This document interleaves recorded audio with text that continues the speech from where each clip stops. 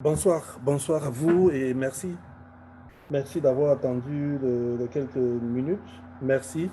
Merci de prendre son bloc-notes. Merci d'être prêt pour ce moment de partage célibataire dans un monde de sexe. Si vous m'entendez, levez la main. Je vais être sûr que vous m'entendez à ce moment-ci. Levez la main, je veux savoir s'il y en a qui m'entendent. Lève la main. On va se donner la peine d'aider ceux qui n'ont pas le son à l'avoir. Vous les aiderez inbox. Donc, si vous m'entendez, levez la main.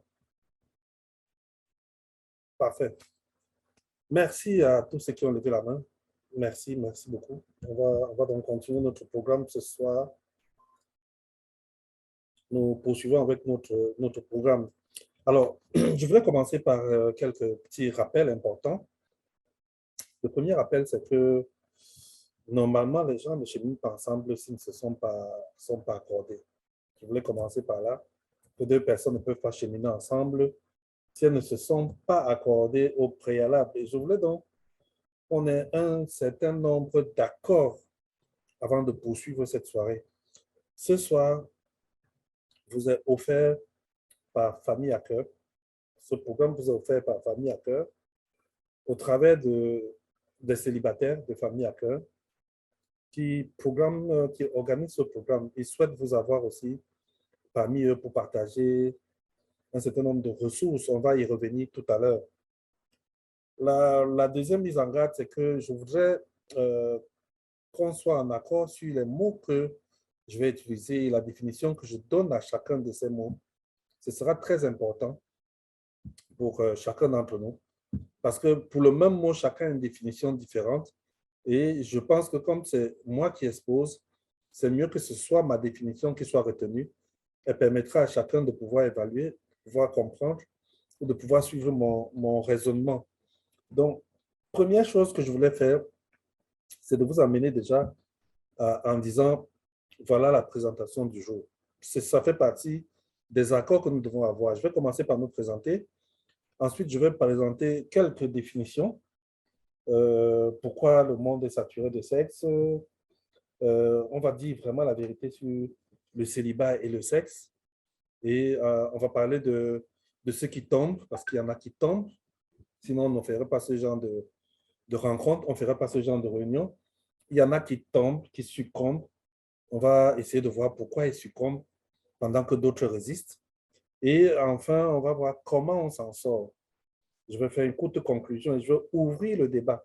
Contrairement à d'autres séances que nous avons souvent, aujourd'hui, on va ouvrir le débat. On va ouvrir les écrans, on va ouvrir les micros et chacun pourra s'exprimer librement. On va se donner un certain temps d'accord parti, on va s'accorder sur le temps qu'on se donne avant de lancer le débat comme ça se fait dans le groupe des célibataires. Donc, pour ceux qui ne sont pas du groupe, ça va être une découverte pour eux. Ils vont découvrir comment fonctionne ce groupe. Alors, la voix qui vous parle est celle de Roger Fondy, coach et conseiller conjugal, auteur de 21 jours pour son conjoint, que je te recommande si tu n'as pas ce livre. Je te le recommande. Que tu sois marié ou célibataire, il est très, très intéressant. Je te le recommande, pas seulement parce que je suis l'auteur, mais parce que je suis aussi conseil et je devrais te conseiller sur ce qu'il y a de bon. Je suis coordonnateur du ministère Famille à cœur, dont un des départements est les célibataires de Famille à cœur qui nous convie à cette rencontre de ce soir. Voilà mes numéros, 699 686 308 et mon adresse email. Assez souvent, je traîne sur cette page parce que les gens ne prennent pas souvent des notes et à la suite, pendant que tu es en train de développer, ils essaient d'interrompre pour te demander ton numéro de téléphone, ton adresse email. Voilà mes numéros de téléphone. Prenez la peine de les noter. 699 786 308, précédé du 237 si vous n'êtes pas au Cameroun. Donc, voilà déjà pour ma présentation que je laisse encore traîner un peu. Mais je vais passer au prochain point, ce sont les définitions. Et en fait, en termes de définition, je vais faire seulement une seule définition, celle du célibataire. Pour moi, c'est quoi un célibataire? Pour moi, un célibataire, c'est une personne qui n'est pas mariée. Ça, c'est la première définition. Célibataire, se dit d'une personne non mariée. Ça, j'ai pris ça dans le dictionnaire Larousse. Moi, j'ai ajouté ma part, comme on dit chez nous dans notre jargon, que c'est la situation d'une personne qui est en âge de se marier et qui ne l'est pas. Donc, ce n'est pas seulement une personne qui n'est pas mariée. Pour dire que ici, quand je parle de célibataire, je ne parle pas des ados de 0 à 17 ans ou 18 ans. Pour moi, à cet âge-là, je ne les considère pas encore comme des célibataires. Et ça, je l'ai dit au début, que nous devons être d'accord pour pouvoir avancer. Donc, chaque fois que je vais parler de célibataire, éliminer les enfants. Même si la définition naturelle de célibataire intègre les enfants, dans ma définition, il n'y a pas les enfants. Et c'est pour ça que j'espère que dans les personnes qui sont connectées en ce moment-ci, il n'y a pas d'enfants, ce sont des célibataires. Parce que nous allons parler de sexe sans décodeur. Nous allons entrer dans certains détails qu'un enfant de moins de cet âge-là ne peut pas suivre. Mais un célibataire peut le comprendre. Bienvenue à chacun de vous. Bienvenue. Et j'espère que vous êtes bien installés en ce moment-ci. Et je compte vraiment sur vous pour cette conférence. Et surtout, je compte sur vous pour le débat de la fin. Attendez la fin parce que ça va être très, très intéressant avec les débats. Le débat va être ouvert et chacun va pouvoir s'exprimer de manière libre. Alors, je commence donc par la première préoccupation que j'ai, la première, celle qui me brûle aux lèvres. Pourquoi le monde est saturé? Pourquoi le monde est saturé de sexe? Quelles sont les vraies raisons qui expliquent qu'on voit le sexe partout dans le monde? Alors, je vais donner la première raison. Elle n'est pas évidente parce qu'il y a beaucoup de personnes qui veulent faire croire à ceux qui n'en ont pas le droit que le sexe est une mauvaise chose. Je voudrais clarifier ici que ceux qui m'écoutent, si vous avez cru le contraire, c'est le moment de changer dans votre esprit. Le sexe est bon, le sexe est agréable. Il ne faut pas qu'on vous trompe là-dessus. Il ne faut pas que votre leader vous fasse croire qu'il n'est pas bon, que le sexe n'est pas bon, simplement parce que vous n'en avez pas le droit. Ce n'est pas parce que vous n'avez pas le droit d'accéder au sexe qu'on dira que le sexe n'est pas bon. Je suis marié depuis plus de 26 ans et je peux vous dire que le sexe est bon et agréable. On me l'a dit avant que je me marie et je l'ai découvert. Il est vraiment bon, il est agréable. Et c'est pour ça que le monde est attiré par le sexe. Parce qu'il est bon, il est agréable.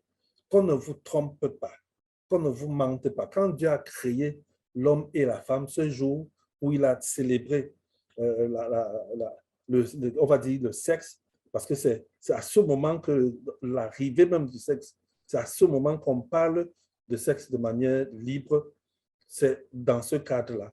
Il a trouvé que ce jour-là était très bon. Vous allez voir que les autres jours de la création étaient un peu, disait, ce fut le quatrième jour, Dieu trouva qu'il était bon. Mais au sixième jour, la Bible dit qu'il trouva que cela était très bon. Parce que ce jour-là, il y a des choses qui se sont créées, parmi lesquelles le sexe. La deuxième chose aussi, c'est qu'en fait, le sexe attire.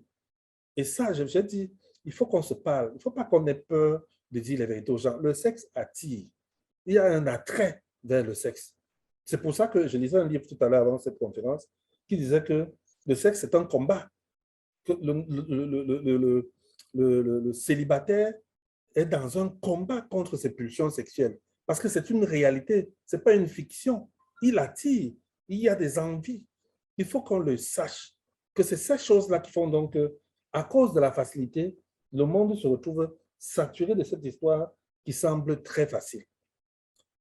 L'autre élément qui fait que le sexe soit partout, partout, c'est que le diable est à l'œuvre. Le diable est à l'œuvre pour aider les hommes et les femmes à rejeter la pureté. Notre Dieu veut que nous soyons purs. Il a créé le sexe qui est bon. Il a créé le sexe qui attire. Mais il dit qu'il est réglementé. Il dit qu'il y a un temps pour toute chose. Il dit que c'est quand tu seras marié que tu devras en expérimenter.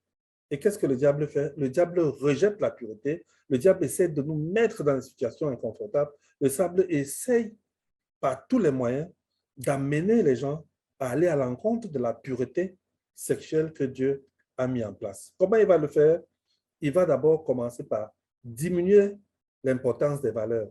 Aujourd'hui, les gens n'ont plus un grand travail sur les valeurs. Ils ont laissé tomber les valeurs. C'est-à-dire que ce qui est important aujourd'hui, on ne le voit pas. C'est-à-dire que tout le monde se jette sur tout, tout le monde fait tout. Il n'y a plus un véritable sens des valeurs. Vous allez même voir que parfois, dans des situations où on se dit, ici, on ne peut pas voir ce genre de bêtises, c'est là où vous voyez ce genre de bêtises se développer. Pourquoi? Parce que les gens ont laissé tomber les valeurs et ils ont mis en place plutôt le faire semblant. Vous allez voir des gens qui vous donnent l'impression d'être purs, alors qu'en réalité, c'est des personnes totalement dévergondées. C'est des personnes totalement détruites au niveau de la pureté sexuelle.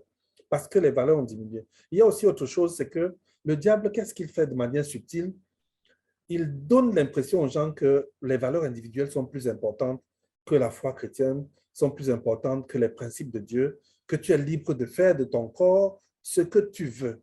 Tu es libre, c'est ton corps. Et j'en ai eu qui m'ont dit ça. J'ai reçu des jeunes qui m'ont dit ça. Est-ce que mon corps ne m'appartient pas? Est-ce que mon corps ne m'appartient pas? Vous voyez que Dieu, lui, ne dit pas que ton corps t'appartient. Dans ce sens-là, il te dit même que ton corps est le temple du Saint-Esprit. Il te dit même que tu rendras compte pour toi-même. Il te dit même quand tu te maries que ton corps appartient à ton conjoint. Ça dit que dans l'histoire de mon corps m'appartient, j'ai ma liberté de faire de mon corps ce que je veux, je n'ai pas de compte à rendre à quelqu'un. Voilà les mensonges que le diable va mettre dans l'esprit des gens et ça permet donc que le sexe se répand de manière anormale. Il va donner envie aux gens de prendre surtout les raccourcis de la vie. On dit que le sexe, c'est quand tu te maries, les gens cherchent les raccourcis parce que c'est plus court d'avoir son sexe dans le concubinage que d'attendre le mariage. Ils vont donc prendre ce genre de petits raccourcis-là. Dieu ne veut pas que notre vie soit une vie de raccourcis. Dieu veut que nous ayons, que nous soyons heureux, que nous soyons épanouis. Et parmi les épanouissements que Dieu attend de nous, il y a l'épanouissement sexuel. Dieu, mais vraiment, quand vous regardez même la création, vous voyez comment Dieu a créé la femme. Vous voyez comment Dieu a créé l'homme.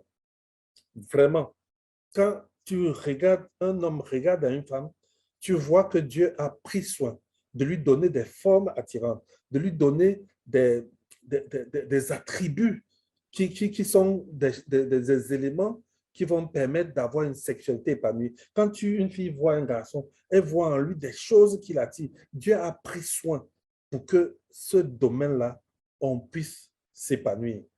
Mais qu'est-ce que le diable fait? Il ne nous aide pas à nous épanouir, mais il l'aide à prendre des raccourcis en nous donnant l'impression que la peine que tu te donnes là n'est pas utile. Le raccourci est là, c'est disponible. C'est disponible, mais tu n'en as pas le droit. Et ça, on va le comprendre. Maintenant qu'on a compris pourquoi le monde est saturé de sexe, il y en a plus que ça. Et vous allez voir que pour dire comment le sexe attire, parce que là, je suis passé très rapidement dessus, je voulais rappeler que vous allez remarquer que quand il y a une image sexuelle, si tu n'es pas quelqu'un de spirituel, tu as tendance à vouloir t'arrêter pour voir un peu plus en détail de quoi il s'agit. Une image subliminale qui passe, tu as envie d'arrêter pour voir de quoi il s'agit parce que ça attire. Et qu'est-ce que les publicistes ont fait? Eux, ils étudient la psychologie. Ils ont compris que pour vendre un produit, il faut amener une image de sexe parce qu'elle attire forcément, quelle que soit la personne. Si tu es quelqu'un de bien formé, qu'est-ce que cette image va te faire? Ça va te faire tourner la tête. C'est déjà un effet pour le publiciste. Le fait que tu aies tourné la tête veut dire que tu as vu quelque chose que tu n'as pas aimé et tu as tourné la tête. Donc, comment on va dire ça? C'est comme si tu avais fait un clic sur sa publicité. Et ceux qui ne se donnent pas la peine, ils vont regarder et ils vont s'intéresser au produit en pensant au sexe par rapport à la personne qui est sur le produit. Vous allez voir une publicité de véhicule, vous voyez une fille à demi habillée, vous voyez une publicité de détergent, vous voyez une fille à moitié habillée, vous voyez une publicité même d'un outil de cuisine, vous voyez une femme habillée légèrement. Bref, dans tout, le diable va utiliser le sexe pour nous attirer parce qu'il sait que le sexe est attirant. Maintenant, regardons quelques vérités sur le célibat et le sexe parce que il y a ces faits qui sont là, mais il y a une souffrance que certains célibataires expérimentent parce qu'ils ne connaissent pas la vérité. La Bible dit que la vérité affranchit, ça rend libre. Jésus dit que tu connaîtras la vérité et la vérité va te rendre libre. Première vérité, on l'a dit tout à l'heure, c'est une idée de Dieu, le sexe. Le sexe vient de Dieu. Le monde n'a pas créé le sexe. Je vois des gens qui condamnent le sexe, qui ne veulent même pas qu'on parle de sexe. Quand je fais une conférence comme ça, parfois des gens m'appellent pour dire, Roger, tu attaques des domaines compliqués, fais attention, tu es sur une pente glissante. Dieu a créé le sexe. C'est une idée de Dieu. C'est une idée qui vient de Dieu, pas de quelqu'un d'autre. C'est une idée de Dieu. Arrêtez de dissocier le sexe et le spirituel, le sexe et la vie. Non, c'est une idée qui vient de Dieu. C'est Dieu qui a dit, il n'est pas bon que l'homme soit seul. Et il lui a créé une aide qui lui est semblable de sexe opposé. Et je veux vous demander, puisque je vois que vous écrivez des commentaires, que c'est dans le livre de la Genèse, au chapitre, je crois, 16 ou 17, que l'idée de la création de la femme intervient. Avant ça, Adam a donné les noms à la création. Adam a œuvré avec Dieu avant ça. Je voulais vous demander, parce que je demande ça à chacune de mes conférences, pensez-vous qu'à ce moment-là, Adam avait un sexe? Je veux que vous me donniez la réponse. J'attends la réponse. Ève n'était pas créée. Adam avait-il un sexe? J'attends la réponse. Quelqu'un n'a même pas à quoi écrire. Prends ton téléphone, tu écris. Prends ton ordinateur, tu écris. J'attends la réponse. Adam avait-il un sexe avant l'arrivée de Ève? D'après toi. Je sais que tu m'entends. Je sais que tu m'écoutes. Adam avait-il un sexe? On va lire les réponses des gens qui donnent. Adam avait-il un sexe à ce moment-là? Oui. La personne dit oui. Il y a quelqu'un qui dit non. L'autre dit, je pense que oui. L'autre dit, c'est un homme, il avait son sexe selon moi. Mais la question qu'on peut se poser, c'est que c'était pourquoi faire? Puisqu'avant Ève, l'idée de faire l'amour n'existait pas. À quoi lui servirait le sexe? Hey, il y a au moins 3 personnes sur le nombre que nous sommes qui disent que non, Adam n'avait pas de sexe, qui sous-entendent que c'est à la création de Ève que le sexe d'Adam a poussé. Je veux bien comprendre de quoi vous parlez là. La Bible ne dit pas quelque part qu'à un moment donné de la création, le sexe d'Adam s'est mis à pousser. Non. Merci à mon ami qui dit que le sexe d'Adam, comme j'ai posé la question de savoir à quoi lui servait le sexe lui servait à uriner, à faire pipi. Merci de la réponse. Mais si le sexe ne lui servait qu'à faire pipi et à uriner, pourquoi Dieu n'a-t-il pas utilisé un autre moyen pour lui faire évacuer ses urines? Puisque pour évacuer ce qu'il a mangé, Dieu lui a créé un autre organe par lequel il évacuait cela. Pourquoi fallait-il que ça passe forcément par le sexe? C'est des questions à se poser. Mais ce que je veux dire dans ce questionnement-là, qui a l'air stupide, juste pour rire, mais c'est que Dieu y avait déjà pensé. Ce n'est pas l'arrivée de Ève qui fait penser à la sexualité. Dieu y avait déjà pensé. Ça faisait partie de son plan merveilleux pour l'homme. Il avait déjà prévu que le sexe serait utile.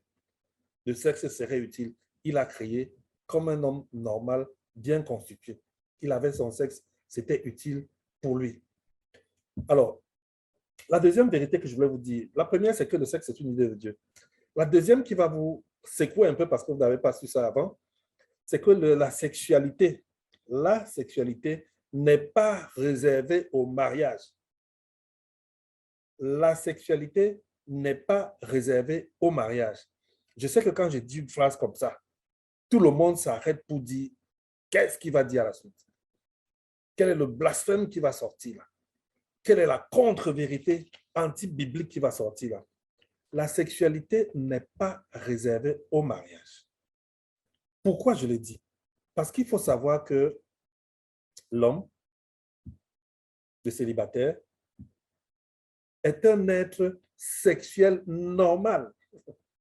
De la même façon que j'ai parlé de Ève tout à l'heure, la sexualité du célibataire ne commence pas quand il se marie. Ce n'est pas à ce moment-là que son sexe pousse ou ses seins poussent. Le célibataire, la célibataire rencontre le gynécologue. Le célibataire rencontre l'urologue, a des soucis sexuels qui n'ont rien à voir avec le mariage. Le célibataire, dernièrement, j'en parlais avec quelqu'un, un jeune qui est venu me voir. Quand je lui ai dit, il m'a dit, je ne comprends pas. Je lui ai demandé que, bon, comprenons-nous, comprenons-nous, parlons simplement, parlons vrai. Je lui demande, est-ce que tu penses que si tu viens dans une compagnie des aînés, et les aînés sont en train de dire que si tu veux avoir une libido normale, toi tu n'es pas marié, eux ils sont mariés, ils disent si tu veux avoir une libido normale, si tu peux avoir des érections qui sont solides, qui sont dures, ne mange pas tel aliment, ne mange pas tel fruit. Qu'est-ce que tu vas faire, jeune frère? J'attends vos réponses. Tu vas dire, je suis célibataire, je n'ai pas besoin de libido, je n'ai pas besoin d'érection, donc moi je mange ce fruit, je suis tranquille. C'est une fois marié que je vais commencer à ne pas manger ce fruit. Je veux bien comprendre votre position dessus. Il y a des hommes qui sont connectés, j'attends qu'ils me donnent leur réponse. J'ai donné un scénario. Parlons même des femmes. Tu arrives chez une grande sœur et elle te dit, tu sais, il ne faut pas porter... Bon, elle parle entre elles, elle ne te parle pas à toi. Elle parle entre elles, les femmes mariées, elle parle de la fécondité qui peut être entravée par un genre de serviettes hygiéniques. Elles ne sont pas bonnes, vraiment, elles peuvent te rendre stérile et tout ça. Ça rend les rapports même dans votre ménage difficiles et tout. Toi, la jeune fille qui n'est pas mariée, qui entend ça, et qui arrive au supermarché et trouve le même genre de serviettes qu'il y a à vendre, c'est ça que toi, tu vas acheter pour porter, pour dire que, bon, comme je n'ai pas un problème d'accouchement là, puisque je ne suis pas marié, je n'ai pas à gérer ma sexualité. Je suis sûr que non. Je suis sûr que non. Je suis sûr que, voilà, les gens me disent que je ne mange pas. On te dit que tel aliment est mauvais pour ta libido, tu vas manger, tu dis que c'est quand je vais me marier que je vais commencer à me contrôler, je vais commencer à chercher. Et c'est là où je disais donc que penser que la sexualité se limite à avoir des rapports sexuels, c'est se tromper largement sur le sujet qu'est la sexualité. Le rapport sexuel n'est qu'un élément de la sexualité qui se manifeste, qu'on pratique une fois qu'on est marié. La première chose, c'était que le sexe est une idée de Dieu. La deuxième chose, c'est que la sexualité n'est pas réservée seulement aux mariés. La fille célibataire expérimente les mêmes envies qu'une femme mariée. Le garçon célibataire expérimente les mêmes envies qu'une personne mariée. Et c'est bien de savoir que le désir sexuel n'est pas un péché. Il ne pêche pas parce qu'il a un désir sexuel. L'apôtre Paul dit de manière claire que si tu brûles, marie-toi. Si tu brûles, marie-toi. Est-ce que l'apôtre Paul a dit, si tu brûles, confesse?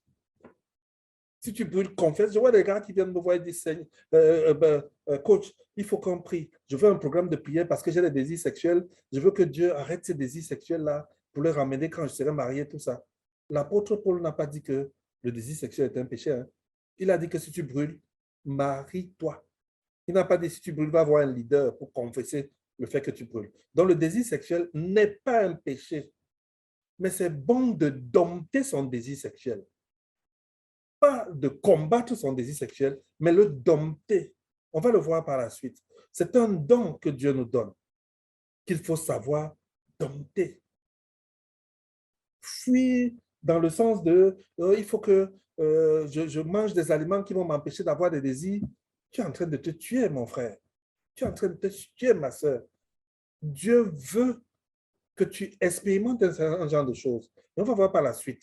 Donc, je voulais qu'on soit d'abord d'accord que quand je dis la sexualité n'est pas réservée au mariage, je n'ai pas parlé des rapports sexuels. J'ai parlé de la sexualité et j'ai pris la peine de prendre des exemples bizarres pour vous obliger à comprendre que même quand tu n'es pas marié, tu peux déjà commencer à travailler sur ta sexualité. Tu peux déjà commencer à t'organiser sur ta sexualité. Tu peux commencer à voir un médecin. Tu peux commencer à rencontrer des aînés pour des conseils.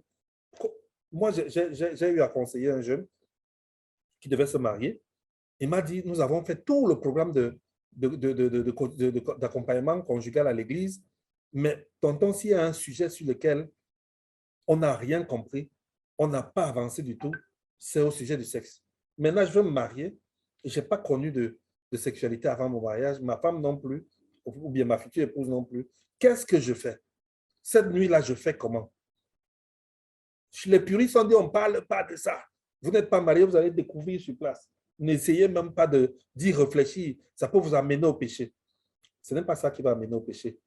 La Bible dit de manière très claire que le peuple périt parce qu'il manque de connaissances. L'esprit selon lequel le peuple va périr parce qu'il connaît que si un célibataire sait comment doit se passer une nuit de noces, forcément il va essayer. Non, non, non, ce n'est pas vrai. Et c'est pour ça que c'est important que vous sachiez que la sexualité n'est pas une chose qu'on doit cloisonner, enfermer et dire ça c'est un sujet qu'il ne faut pas évoquer, c'est autre chose, on ne doit pas en parler et tout. Nous prenons le courage de dire parlons des choses qui nécessitent qu'on réfléchisse, les choses pour lesquelles on ne doit pas se tromper. L'autre vérité que je voulais établir aussi, c'est que la sexualité est liée à l'intimité. Le célibataire a une certaine intimité avec lui-même. Je vais dire comme ça, je vous ai dit que ce sera sans décodeur ce soir. Pensez-vous que c'est interdit à un célibataire d'observer son organe sexuel, une fille ou un garçon? Pensez-vous que c'est une chose qu'il ne doit pas voir? C'est-à-dire qu'il peut voir ses mains, ses doigts, mais il ne doit pas regarder son organe pour voir s'il y a, je ne sais pas moi, un bouton ou je ne sais pas, quelque chose qui se passe très mal là. Pensez-vous qu'il n'a pas le faire? Non, c'est du domaine de l'intimité avec lui. Ça devient l'intimité avec l'autre quand il se marie. Parce que quand il se marie, la Bible dit que son corps appartient à l'autre. Son corps appartient à l'autre. Et donc, comme son corps appartient à l'autre, il entre donc dans une espèce d'intimité avec l'autre. Mais avant ça, il est en intimité avec lui-même. Il partage cette intimité avec lui-même. La jeune fille ira voir le gynéco. Elle va se déshabiller devant le gynéco. Elle va parler au gynéco de ce qu'elle vit, de ce qu'elle a comme difficulté ou bien ce qu'elle veut savoir. Elle va faire des examens. Est-ce que les filles ne font pas des examens alors qu'elles ne sont pas enceintes? Est-ce qu'il faut qu'une fille tombe malade pour aller voir un médecin? Bien sûr que non. Je suis sûr que vous pensez aussi que ce n'est pas ça. Mon ami qui est en ligne avec nous dit que lui, il s'examine. Il se regarde.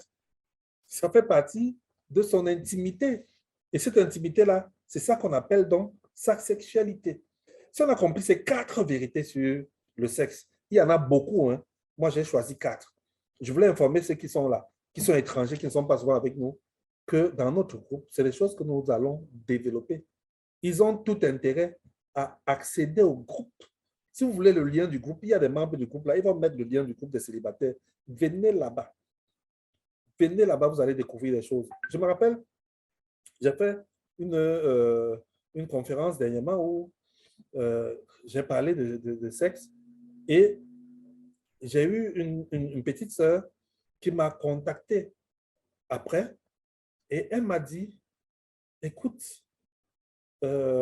tonton, ce que tu as dit là, ça m'a touché et je culpabilise sur beaucoup de choses dans ce domaine-là. Voilà ce qu'elle m'a dit. Et je lui ai dit, viens dans le groupe des célibataires, tu vas rencontrer d'autres célibataires que toi et tu vas être très surprise de voir que ces célibataires arrivent à vivre sans avoir forcément les mêmes soucis que tu as aujourd'hui au sujet du sexe. Parce qu'au moins, ils partagent en groupe, ils parlent entre eux en groupe. Donc, je termine par là en disant que qui dit sexualité, dit intimité. Je n'ai pas dit qui dit rapport sexuel, j'ai dit qui dit sexualité. Parce que les deux mots-là se ressemblent beaucoup et on s'y trompe facilement. Maintenant, voyons un peu, si on a dit toutes ces choses, voyons un peu pourquoi certains tombent. Pourquoi certaines personnes n'arrivent pas à tenir bon. C'est vrai, on a dit le sexe est bon. C'est vrai, mais on a dit aussi que le sexe est réglementé, mais il y en a qui tombent quand même. Pourquoi? Pourquoi certains n'arrivent pas à tenir alors qu'ils savent que Dieu ne veut pas qu'ils aient ces rapports-là. Pourquoi ils tombent? Pourquoi certains tombent dans le péché sexuel? Alors, il y a la surexposition du sexe qui fait naître beaucoup de tentations. Je vous assure, vous pouvez être dans un milieu, moi je dis souvent ça, quand tu es occupé par exemple, quand je vais en mission, je dois aller prêcher l'évangile, je dois l'enseigner des familles, dans des villages, dans les villes. J'ai pour 6 jours, j'ai pour 5 jours. Est-ce que vous imaginez que pendant ces 5 jours, je suis focus, full avec le message que je dois passer, que je le relis, je prie, j'essaie d'imaginer, je me mets dans les conditions du message. Et justement, c'est après qu'on me raconte que, oh, pendant que tu méditais hier, pendant que tu travaillais hier, il y a telle chose qui s'est passée dans la ville dans laquelle tu étais. Mais je n'ai pas le temps d'être au courant de ces choses-là. Je veux dire que la surexposition à laquelle certaines personnes se donnent va être un problème parce que ça va faire naître la tentation. Et tout le monde n'a pas un même niveau, une même capacité à résister à un genre de tentation. Tout le monde n'a pas la même chose. Et c'est pour ça qu'il vaut mieux éviter la forte exposition. Là où tu sais, les Chinois disent, je vais le citer ici, les Chinois qui font des arts martiaux, les Japonais qui sont forts physiquement, qui sont musclés, qui peuvent taper les gens, ils disent une chose que j'ai beaucoup aimé. Ils ont dit, l'homme sage ne se balade pas dans les lieux de combat. Il ne marche pas là où les gens luttent. Parce qu'il ne sait pas. Il est tellement fort qu'un coup peut le toucher là et tuer quelqu'un. Donc, qu'est-ce qu'il fait? Il évite ces milieux. Donc, la solution ici à cette surexposition, c'est éviter de se retrouver là où c'est surexposé. Je ne doute pas du fait que ça nous cherche même. Moi, dans le séculier, je suis informaticien, je suis architecte de système d'information, et il arrive parfois qu'en cherchant une information, je tombe sur une image sexuelle qui n'a rien à voir avec ce que je cherche, ni le lieu où je suis en train de chercher. Mais comme je suis informé, qu'est-ce que je fais? Je passe rapidement. Je dis, je ne veux pas cliquer sur ce bouton parce que ce n'est pas pour ça que je suis là. Donc, il faut éviter. D'autres vont dire, ah, mais ça fait même quoi ici? Et ils cliquent pour voir ce que ça donne. Ah, tu ne sais pas là où ça va t'amener. Tu ne sais pas. Et c'est pour ça que moi, je t'informe maintenant du risque. Ne clique jamais. N'entre pas dans ce genre de groupe. On te fait des offres, des propositions. N'entre pas dedans. Je fais du WhatsApp matin, midi, soir avec des couples, des célibataires, des divorcés. Mais il m'arrive, et je vous le dis, qu'une personne entre dans un groupe, découvre que c'est moi le coach et m'écrit une box. Je suis telle, elle me donne un prénom, je suis étudiante et essaie de m'exposer sa situation. La vie est très dure avec moi. Donc, ce que je fais dans la vie, c'est que je peux faire plaisir aux hommes et pap, elle t'envoie un catalogue. Moi, je la bloque directement. Je ne cherche même pas à discuter. Je ne cherche même pas à discuter. Je fais comme Joseph. Ça dit que je préfère qu'elle ait dit que le coach là, c'est un peu heureux. Hein? Non, mais je n'entre pas dans ce genre de choses parce que je suis informé du risque. Évitez de vous sentir fort. Parce qu'il y a des gens qui se sentent forts. J'ai même appris que certains avaient même dit que c'est aux prostituées qu'ils vont prêcher l'évangile. Ah, il y en a qui ont réussi parce qu'ils avaient la capacité, ils avaient l'armure qu'il faut. Mais d'autres sont tombés. Dans le groupe qui est parti, évangéliser les prostituées, les plus faibles sont tombés. Sont tombés. C'est pour ça que on dit de fuir. On ne dit pas de résister. Dans le sens, parce que la Bible dit de résister au diable, il va s'enfuir. Mais pour le sexe là, la Bible dit de fuir cette immoralité-là, de fuir. Elle ne dit pas que montre-toi fort. Au nom de Jésus, je tiens fort. Non, ce n'est pas de ça qu'on parle. On parle de se protéger contre ce type d'agression extérieure. L'autre chose que je voulais partager, parce que je vais vous dire pourquoi c'est un tombe. Première chose, ils se laissent exposer. Ils se disent qu'ils sont forts, ils peuvent rester surexposés, ça va aller. La deuxième chose qui arrive pour que les gens tombent, c'est parfois l'ancienne vie. Il y a des personnes qui sont venues à Christ ayant déjà connu le sexe, ayant déjà vécu un certain genre d'expérience sexuelle. Et en réalité, avant Christ, ils avaient confondu l'intimité et le rapport sexuel. Et ça s'est gravé dans leur cerveau. Maintenant, ils viennent à Christ. Vous savez que quand quelqu'un arrive à Christ, il a besoin d'être affermi. Ce n'est pas parce qu'il a reçu Christ qu'il est affermi. Il a besoin d'être affermi, il n'est pas assez fort, il est vraiment, comme l'apôtre Paul dit, il a besoin du lait, pas de la nourriture solide. Et qu'est-ce qui va lui arriver? Il va lui arriver qu'il va commencer à fréquenter d'autres chrétiens de sexe opposé, bâtir une intimité avec ces chrétiens de sexe opposé, mais comme dans son cerveau, sa méthode de réflexion, sa manière de réfléchir, c'est que quand il y a intimité, ça veut dire qu'il y a sexe. Très rapidement, il peut se retrouver à retomber dans les travers, dans le péché sexuel, parce qu'en face de lui, il y a quelqu'un qui soit était dans son mauvais jour, soit moins affermi même que lui. Et du coup, c'est parti. Et vous allez remarquer que certains groupes ayant pris cela en compte ont décidé d'éviter des binômes hommes-femmes dans un genre de programme. C'est-à-dire que si on dit qu'il y a euh, des binômes qui doivent prier, ils vont éviter qu'un homme et une femme aillent prier. Ils vont se dire, ah, même s'ils sont solides, on ne sait jamais. Parce que s'ils ont eu ça dans leur ancienne vie, maintenant qu'ils arrivent ici, est-ce qu'ils sont totalement nettoyés? Est-ce qu'ils sont même déjà, comment on va dire ça, conscients de leur identité en Christ? Est-ce qu'ils sont conscients de cela? Et c'est pour ça que comme solution, je propose de l'affermissement, l'information. Il faut affermir les gens. Il faut leur apprendre à grandir dans leur foi, dans leur engagement, mais il faut aussi les informer. Pendant qu'ils grandissent dans leur foi, dites-leur, c'est dangereux. Il faut qu'on explique que c'est dangereux de faire ceci. C'est dangereux de faire cela. Il y a un risque. C'est mieux qu'on te trouve vieux jeu. C'est mieux qu'on trouve que tu ne comprends pas beaucoup de choses. C'est mieux au lieu de laisser les gens aller tomber. D'autres vont aussi tomber dans le péché sexuel parce qu'ils ont des pulsions sexuelles de plus en plus importantes.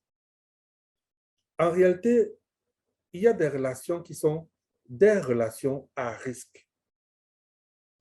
Trop intimes, trop intimes. Après, quand tu as une relation très intime avec un frère ou une sœur et ça se couple à ton désir sexuel, si vous n'êtes pas assez solide, ça peut vous pousser à la faute. Et c'est pour ça que parfois, comme solution, il faut éviter les situations compromettantes. On peut être très proche, très intime, mais prendre la décision de ne jamais se retrouver à deux, là où on n'a pas la possibilité d'être contrôlé, là où on n'a pas on a la possibilité de faire des bêtises sans que personne n'intervienne. On va par exemple dire aux jeunes garçons ou à la jeune fille, je dis ça beaucoup aux étudiantes qui sont avec moi non loin de mon bureau, je leur dis souvent, si un garçon vient te rendre visite, c'est un frère, et que tu vas prendre ton bain, il faut que tu le libères. Tu lui dis, rentre chez toi parce que je vais prendre mon bain. Ne tire pas le rideau en te disant, je vais prendre mon bain pendant qu'il est assis de l'autre côté, il est en train de regarder ailleurs. Ce sont des situations à risque. Ne vous enfermez pas pour prier à deux. Ne vous enfermez pas pour parler de votre intimité. Parce que ici, la relation intime ne veut pas forcément dire sexuelle. Mais dans tous les groupes, il y a des personnes qu'on aime bien. Il y a des personnes qu'on apprécie. Il y a des personnes dont la compagnie est agréable. Mais le combat, c'est éviter de faire le pas vers le péché sexuel. Et comment on va faire ça? On va éviter les situations compromettantes. La Bible dit, fuyez l'impudicité. Elle n'a pas dit résister à l'impudicité. Elle dit, fuyez. Tu sais qu'il y a des risques ici, tu ne pars pas là-bas. Tu n'entres pas là-bas. Tu n'essayes même pas. Tu prends tes dispositions pour pouvoir ne pas y arriver. Comme on va discuter vers la fin, il ne faut pas que je traîne beaucoup. Je vais passer à comment on s'en sort, quelques solutions pour s'en sortir. Alors, comment on va s'en sortir? Je vais commencer par citer quelques versets. Premier verset, c'est l'apôtre Paul qui parle. Il dit, ce que Dieu veut, c'est votre sanctification. Et je m'arrête là pour vous dire que dans le livre de Jean, Jésus dit que si vous demandez quelque chose à Dieu qui est dans sa volonté, il vous écoute. Et s'il vous écoute, il vous exauce. Et le verset, il commence par ce que Dieu veut. Donc, la volonté de Dieu, c'est votre sanctification. Ça veut dire que si tu demandes la sanctification à Dieu, là, comme c'est ce qu'il veut, on applique le livre de Jean. Il va te donner cette sanctification. Et il va donc te donner tout le potentiel qu'il faut pour t'abstenir de l'impudicité.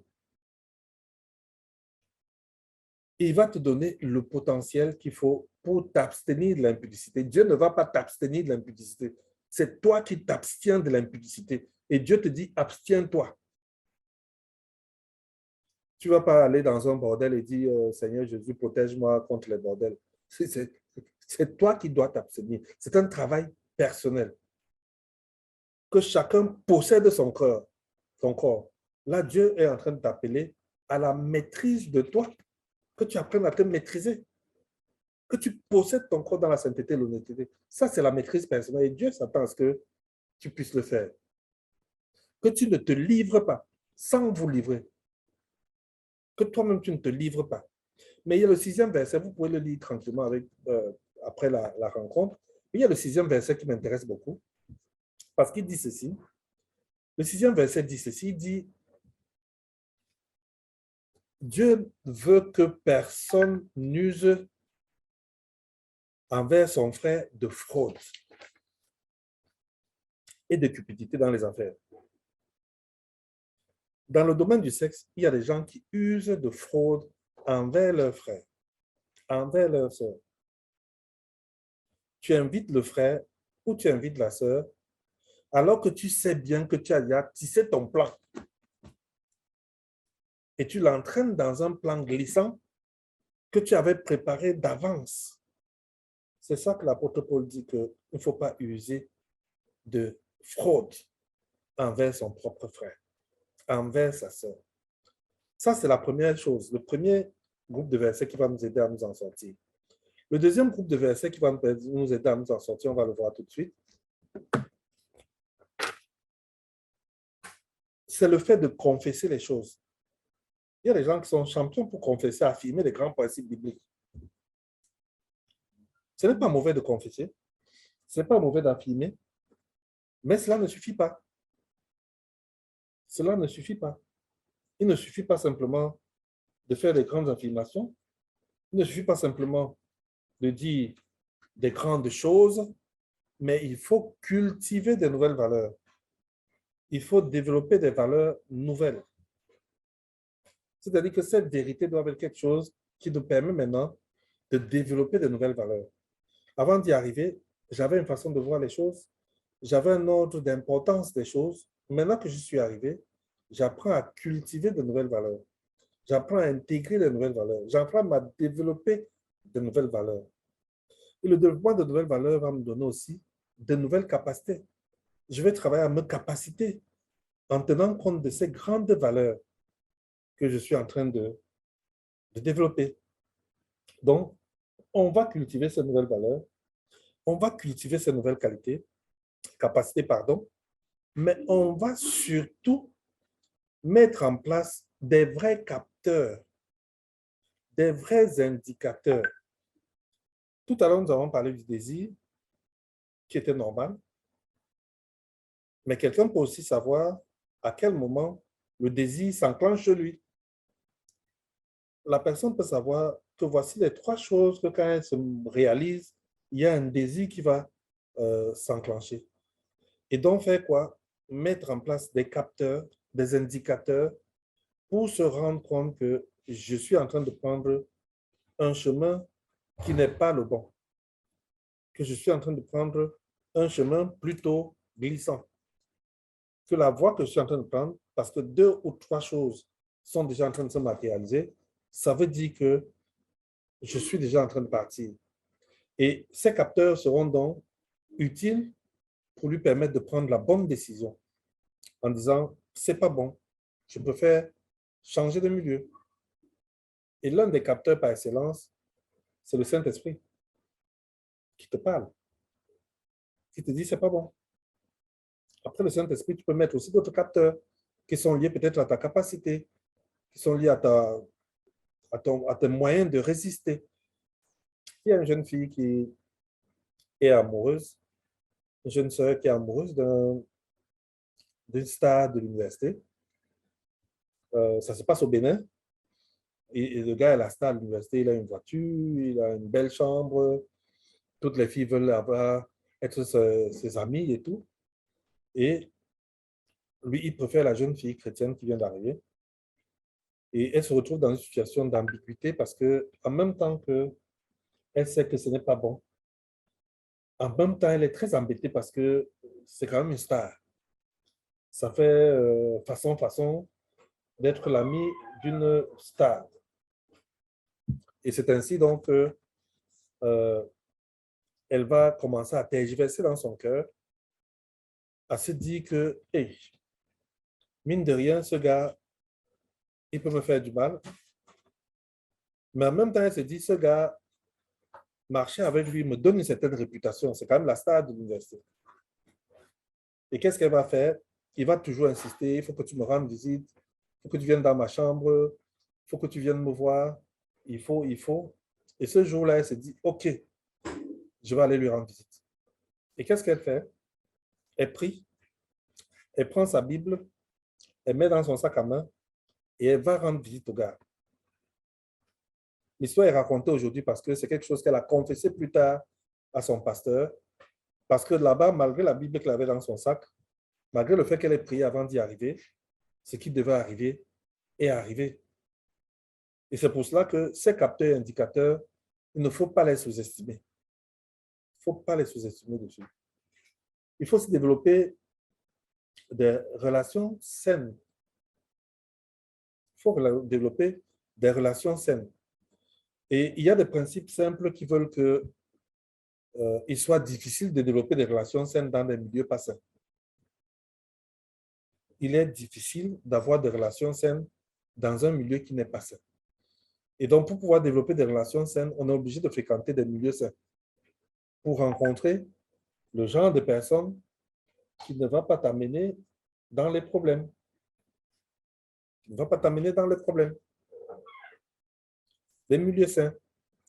Dans le livre que je vous recommande, vous qui avez suivi ici, vous pouvez acheter ce livre à 2000 francs. Il coûte 3000 francs normalement. Vous pouvez l'acheter à 2000 francs spécialement parce que vous avez suivi cet enseignement-ci. C'est tailler le profit de son futur conjoint. Dans tailler le profit de son futur conjoint, il y a tout un chapitre sur qu'est-ce que je fais en attendant de me marier. Qu'est-ce que je fais? C'est un chapitre qui va vous faire beaucoup de bien parce que dans ça, on parle des milieux que tu dois fréquenter et le genre de relations que tu devrais avoir. Alors, ne nous trompons pas, continuons notre exposé, comment on s'en sort. Le verset biblique dit, ne vous y trompez pas. On vient de parler de ça. Les mauvaises compagnies corrompent les bonnes mœurs. On n'a pas dit que les bonnes compagnies transforment les mauvaises compagnies. On a dit que les mauvaises compagnies corrompent les bonnes mœurs. Corrompent les bonnes mœurs. C'est-à-dire que tu es quelqu'un de bien et tu décides de fréquenter les mauvais milieux. Ces mauvais milieux auront une incidence forte sur toi. Ces milieux vont te corrompre. Mauvaise compagnie.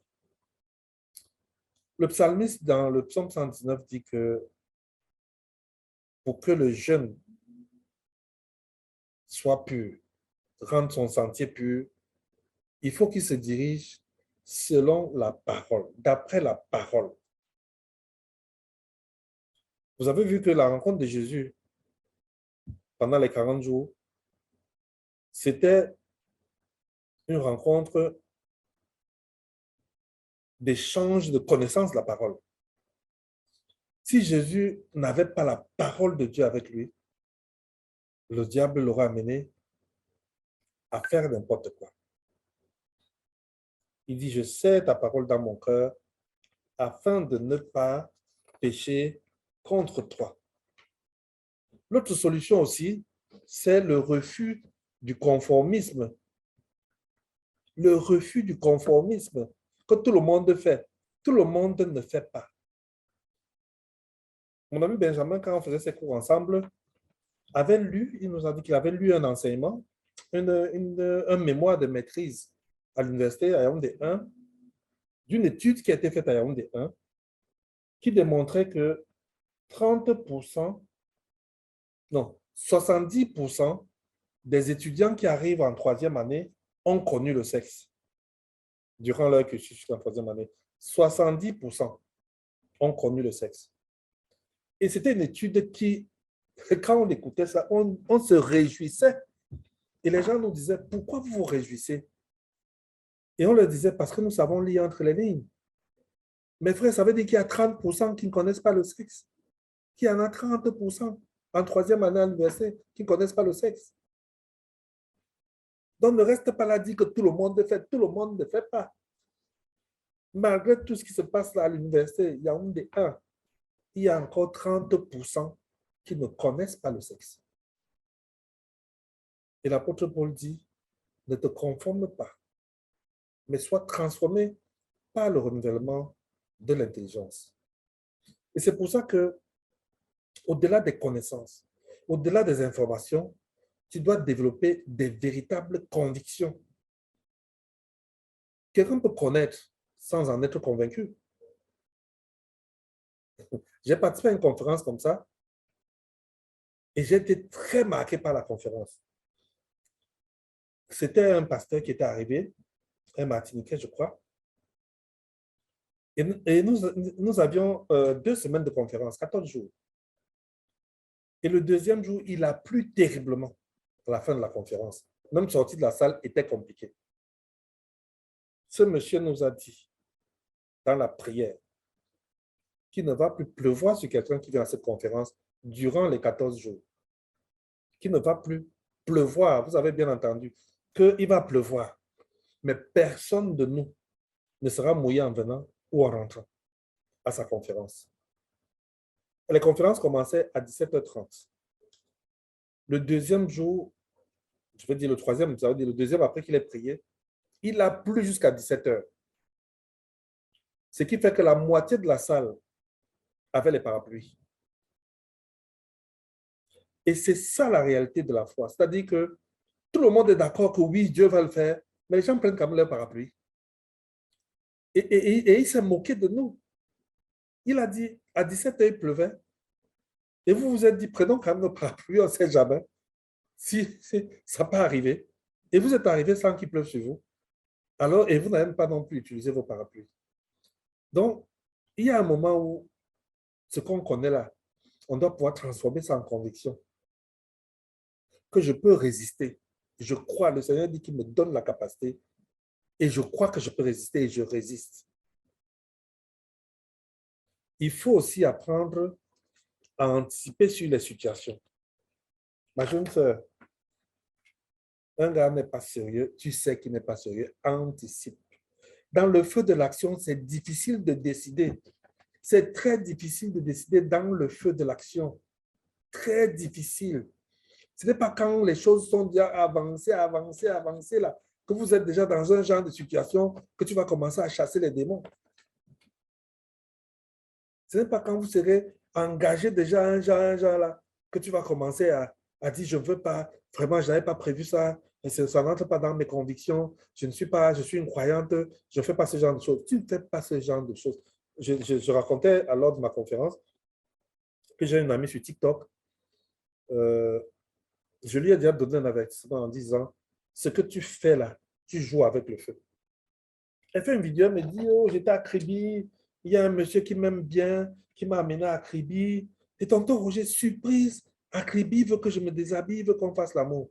J'ai dit, tu pars à Kribi avec un inconnu. Il ne faut pas attendre le feu de l'action pour décider. Il ne faut pas attendre le feu de l'action pour décider. Nous tous, on a compris. L'une des choses aussi que je vous conseille souvent, c'est d'avoir des partenaires de contrôle. Un partenaire de contrôle, c'est quoi? C'est le genre de pote qu'on dit que, bon, on se contrôle, nos frères.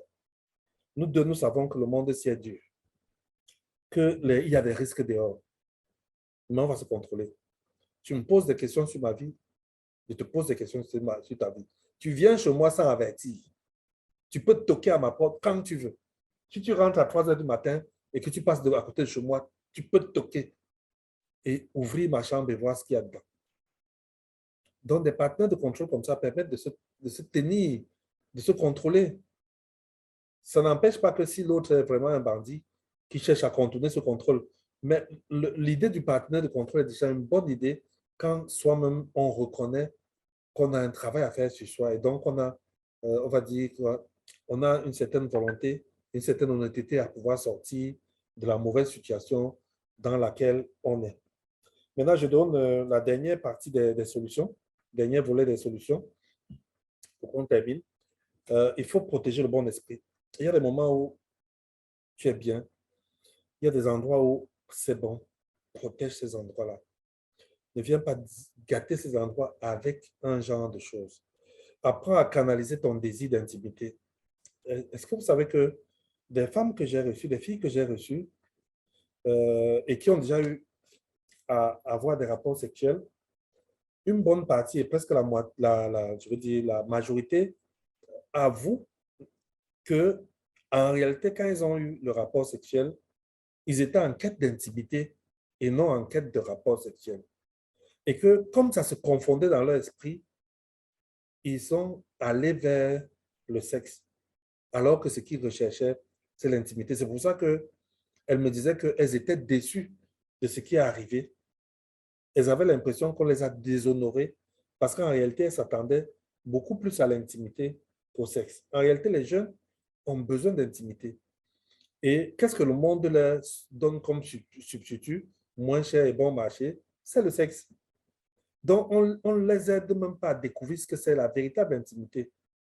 David disait de Jonathan qu'il aimait Jonathan. Il avait une intimité avec Jonathan. Il a pleuré la mort de Jonathan. Il a même dit que Jonathan, l'amour qu'il avait pour lui était supérieur à l'amour qu'on a pour une femme. Donc, ils avaient une intimité qui n'a rien à voir avec le sexe. Or, les usages du monde, c'est créer la confusion. Qui dit intimité, dit sexe. Et j'entends des gars manipulateurs dire ça aux filles, aux jeunes filles naïves. Si tu m'aimes, tu dois te donner à moi. J'entends même d'autres dire, comme on est fiancés et qu'on va se marier, qu'est-ce qui nous empêche? Ça, c'est ce que l'apôtre Paul disait que quelqu'un ne doit pas user de fraude envers son frère. Ça, c'est la fraude et le mensonge et la manipulation. Que tu dises à une sœur que si tu m'aimes, tu dois avoir des rapports sexuels avec toi. Qui a dit que l'amour ou l'intimité, c'est le sexe? Je voulais conclure en disant que dans le mariage, le rapport sexuel est vraiment la célébration d'une véritable alliance avec Dieu. Le désir sexuel chez les célibataires, c'est la poursuite vers cette alliance-là qui va se concrétiser lors du mariage. Le rapport sexuel hors du mariage est un péché. Et c'est sur ce point que je veux conclure en rappelant que nous avons une discussion immédiatement après. Elle ne va pas mettre du temps. Ne vous déconnectez pas, restez, qu'on puisse discuter ensemble après. Voici mon adresse. Je suis Roger Fondy, coach conseiller, auteur de 21 jours pour son conjoint, coordonnateur de famille à cœur.